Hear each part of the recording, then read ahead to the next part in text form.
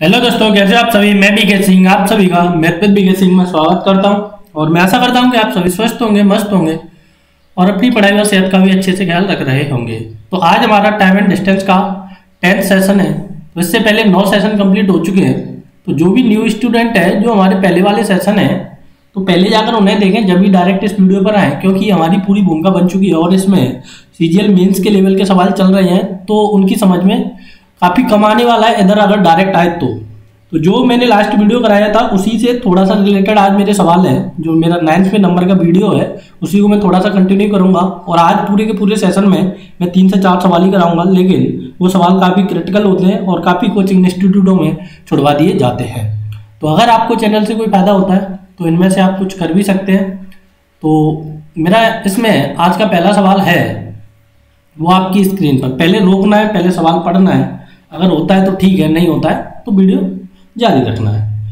दो व्यक्ति हैं ए और बी, एक ही समय पर पी से क्यू बिंदु की ओर क्रमशः 60 और 40 km की स्पीड से चलना आरंभ करते हैं। सबसे पहले ए क्यू बिंदु पर पहुंचता है और 1 घंटे आराम करता है।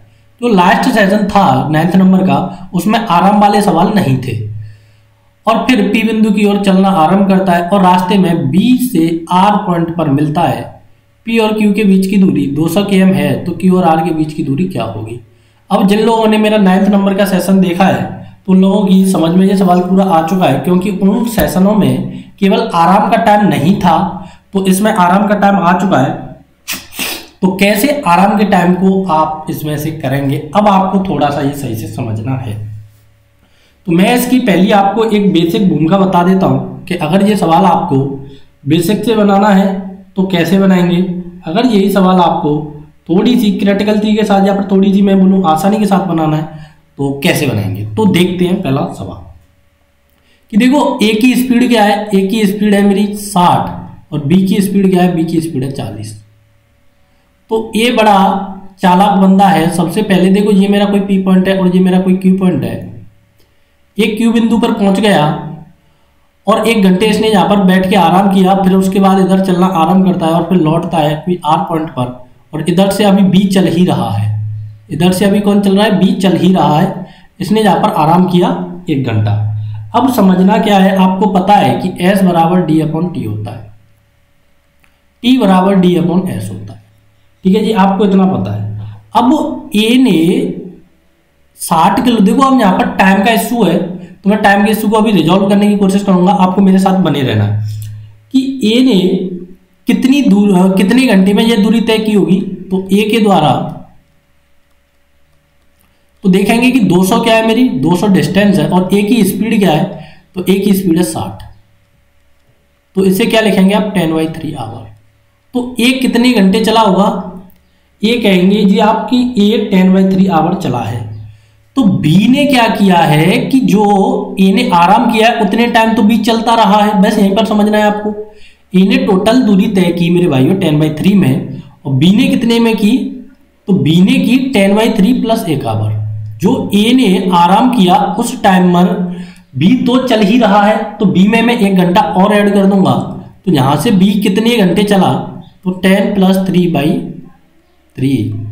तो यहां से बी चला मेरा 10/3 आर, सॉरी 13/3 आर। तो 13/3 घंटे कौन चला, बी चला। अब इतना आपको समझ में आ चुका है कि 13/3 घंटे बी चला। अब देखो जब मैं स्पीड और टाइम का मल्टीप्लाई करूं तो आपकी क्या निकलती है, डिस्टेंस निकलती है। तो मेरे घंटे कितने हैं, 13/3 है। और बी की स्पीड क्या है, बी की स्पीड है मेरे भाइयों 40। तो यहां से क्या आ चुका है, 13 × 4 = 52/3 किलोमीटर।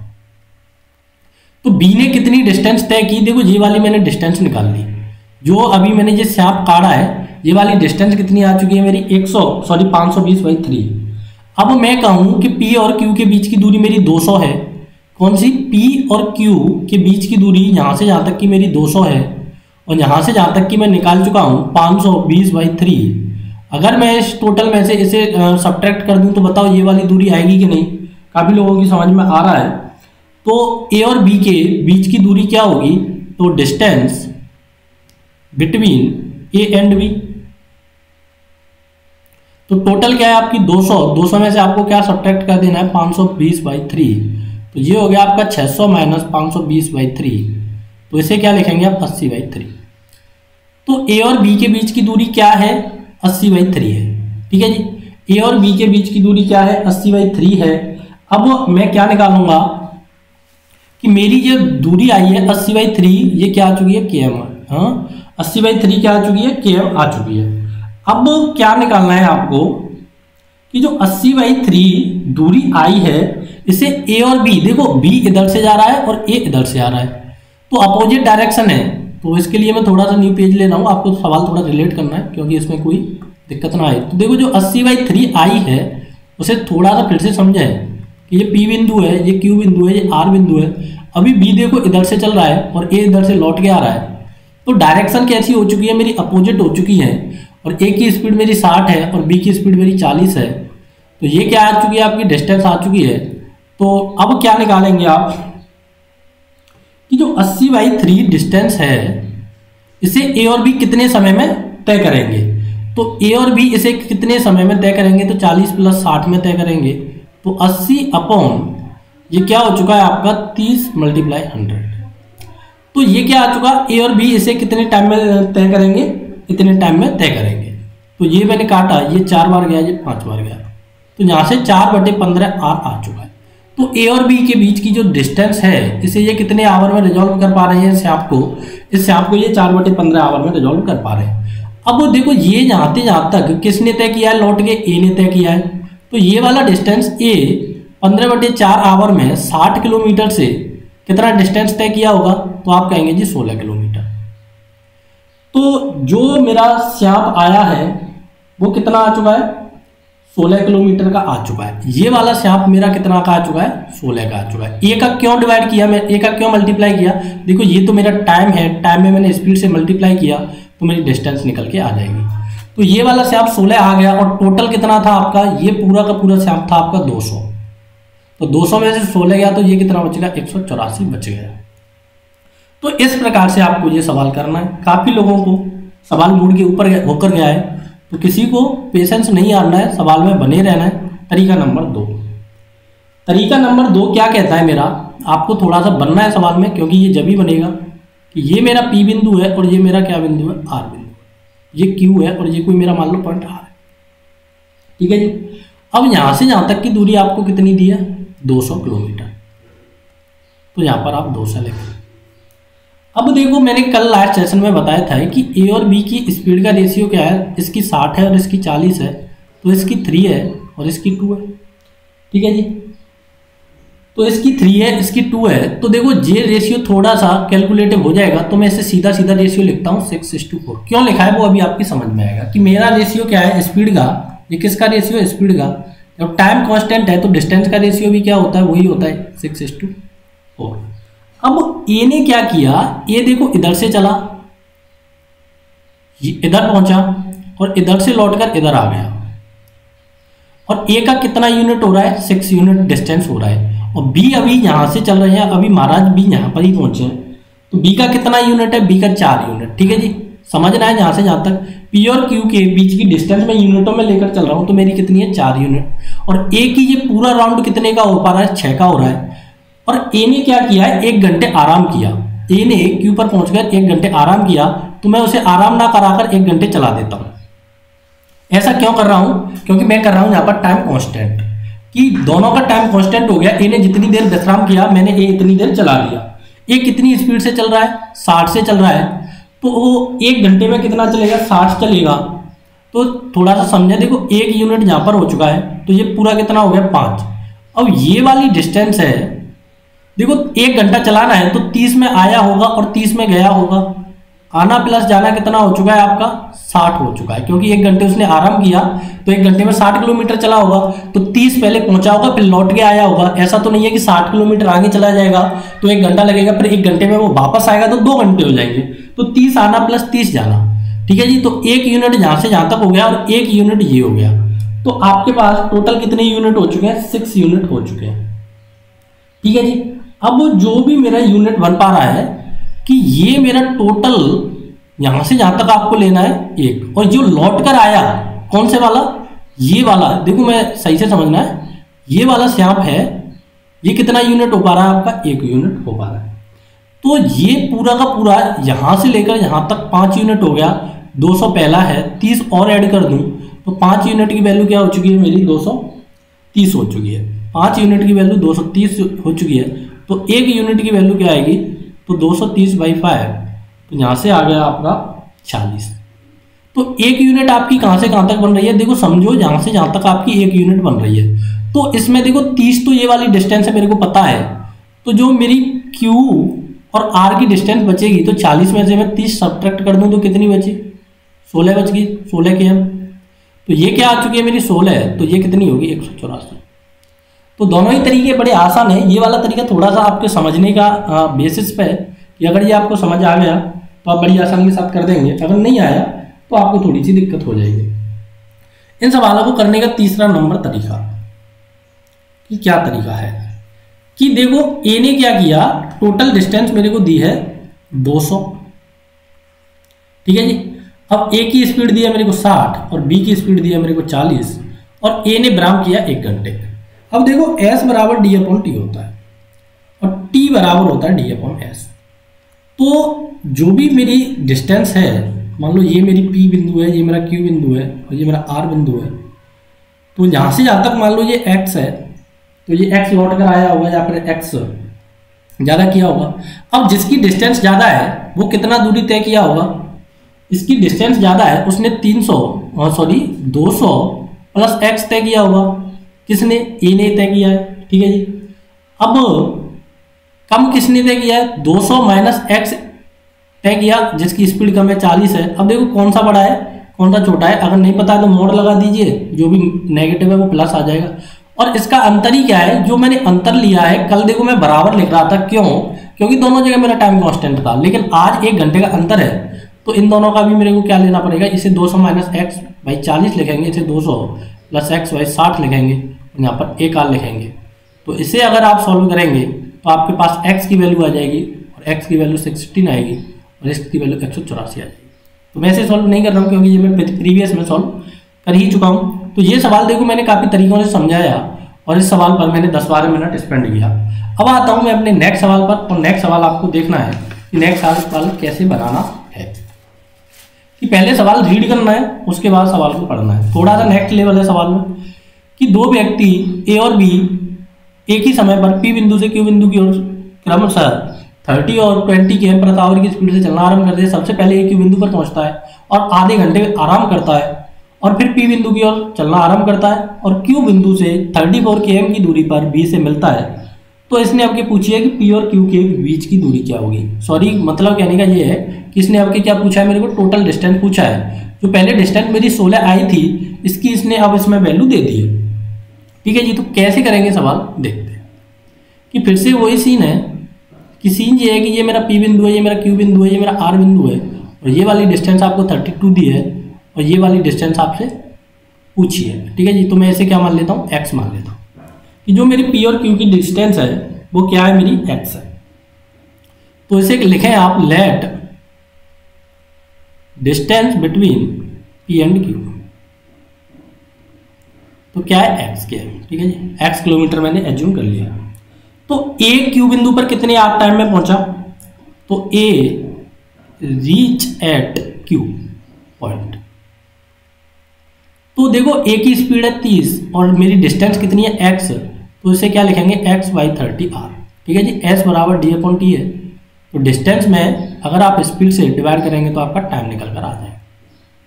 तो x/30 आवर में a क्यू बिंदु पर पहुंच गया और b कितने में पहुंचेगा, क्योंकि जो a ने विराम लिया है, आराम किया है, उसे b तो चला है तो b में वो ऐड हो जाएगा। तो b पहुंचा x/30 प्लस 1/2, ठीक है जी। x/30 1/2 आवर में b क्या पर पहुंच गया, q बिंदु पर पहुंच गया। अब b का स्पीड क्या है, कि b का स्पीड क्या है, तो मैं अब यहां से दूरी निकालता हूं b की, कि b ने कितनी दूरी तय की। तो यहां से आपका एलसीएम आया 30, तो ये हो गया x प्लस यहां से आया 15। तो ये तो घंटे है, ये क्या है जी, घंटे। अब जब घंटे में आप स्पीड से स्पीड इनटू टाइम करते हैं तो डिस्टेंस निकल कर आती है। अब b का स्पीड क्या है 20 है, तो मैंने इसमें 20 से गुणा कर दिया, तो यहाँ से क्या निकल कर आएगी मेरी डिस्टेंस निकल कर आएगी। तो इससे ये कट गया, तो यहाँ से क्या आने वाला है आपका 2x प्लस 30/3 km। ठीक है जी, 2x प्लस 30/2 km आ चुका है। अब क्या निकालना है कि b ने कितनी दूरी तय कर ली। अब देखो ये वाली दूरी आपकी आ चुकी है, ये वाला स्याप आ चुका है 20x प्लस 30/3। अब क्या करना है कि अब a और b के बीच की दूरी निकालनी है। a और b के बीच की दूरी क्या है, ये वाली है। तो नेक्स्ट स्लाइड देखो मेरे को फिर से लेनी पड़ रही है क्योंकि ये सवाल थोड़े से बड़े हैं। तो डिस्टेंस निकालेंगे, distance between a and b। तो x माइनस उसमें से सब्ट्रैक्ट क्या करना है आपको 2x प्लस 30/3। तो यहां से क्या होगा आपका 3x माइनस 2x माइनस 30/3। तो ये हो चुका है आपका x माइनस 30/3। ठीक है जी, तो ये क्या हो चुका है a और b के बीच की दूरी। तो x माइनस 30/3। अब a और b के बीच की दूरी है और इनकी डायरेक्शन अपोजिट है। a की स्पीड 30 है और b की स्पीड कितनी है, b की स्पीड 20 है। तो जब अपोजिट डायरेक्शन है और डिस्टेंस, अब देखो s बराबर d अपॉन t, ये आपको बस समझते जाना है। तो d अपॉन s बराबर क्या आएगा मेरा t आएगा। तो मेरे को निकालना क्या है यहाँ से, देखो मेरे पास डिस्टेंस है, स्पीड है, तो मेरे पास निकलेगा यहाँ से टाइम। तो x माइनस 30 को कौन तय कर रहा है, a और b कर रहे हैं, और a और b की स्पीड कितनी है 50। 30 प्लस 20 50 हो चुकी है। ठीक है जी, अब जो ये वाली दूरी है ये क्या आ चुकी है आपकी, टाइम आ चुका है। इतने टाइम कौन चला, इधर से लौट कर ये कौन आ रहा है, a आ रहा है। तो इसमें आप किसकी स्पीड का मल्टीप्लाई कर देंगे, a की स्पीड का मल्टीप्लाई कर दिया तो ये क्या निकल कर आ जाएगी। देखो ये क्या है आपका, ये है आपका देखो ये आया डिस्टेंस, डिस्टेंस में मैंने स्पीड से डिवाइड किया, टाइम आया, और टाइम में मैंने स्पीड से डिवाइड कर दिया, तो ये आ जाएगी आपकी यहाँ से क्या, डिस्टेंस। ठीक है जी, अब क्या करेंगे, ये हो चुका है आपका 0 से 0। तो यहाँ से आप इसे सॉल्व करें तो ये वाली 30x माइनस 30 अपॉन 5 गुणा 3, ये दूरी कितनी दी है आपको, ये 34 किलोमीटर दी है। ठीक है जी, यही डिस्टेंस p और किसके बीच की है, r और q के बीच की दूरी है, ये वाली डिस्टेंस। तो ये क्या हो चुका है आपका, 3 से तो आपका 3 गया, 5 डिनोमिनेटर में, तो इधर मल्टीप्लाई हो जाएगा। तो ये हो गया आपका x माइनस 30। तो x बराबर 20 और 15 16 17। तो x की वैल्यू यहाँ से कितनी आ गई, हाँ 117 प्लस 30 200 आ चुकी है। तो ये टोटल डिस्टेंस आपकी कितनी आ चुकी है, 200 आ चुकी है। तो इस प्रकार से आपको ये वाला सवाल बनाना है। देखो सवाल थोड़ा सा लंबा है, लेकिन इतना भी लंबा नहीं है कि सवाल हो नहीं पाए। देखो इस प्रकार के सवाल थोड़े से कभी कैट में या फिर मेंस में कभी कभी पूछ लिए जाते हैं, तो इस कारण आपको ये कराना थोड़ा सा जरूरी होता है। तो नेक्स्ट सवाल, अब इसमें क्या होगा कि इस प्रकार के सवालों में a और b दोनों ही आराम करेंगे। तो ये सवाल कैसे करने होते हैं, पहले आपको रीड करना है सवाल, उसके बाद आपको सॉल्व करने की कोशिश करनी है। तो मैं बताता हूं इस प्रकार के सवालों को आपको कैसे करना होता है।